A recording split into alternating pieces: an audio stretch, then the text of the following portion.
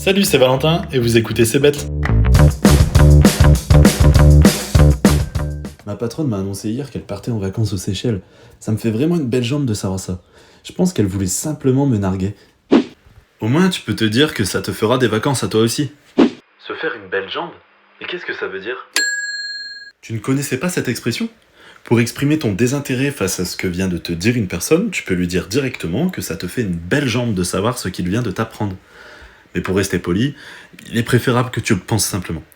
Cette expression peut aussi s'employer lorsque quelqu'un t'annonce quelque chose qui ne te concerne pas ou qui ne te touche pas directement. Je comprends mieux.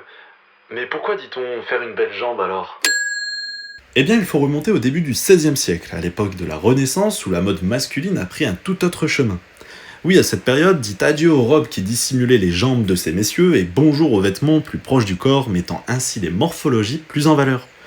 Les collants, rubans par exemple, étaient les vêtements de prédilection mettant les jambes les plus en valeur. Le galbe des jambes, comprenait ici la façon de mettre en valeur ces formes, devenait un élément important de séduction chez l'homme. On disait alors que pour séduire, un homme devait faire belles jambes pour obtenir des faveurs en retour.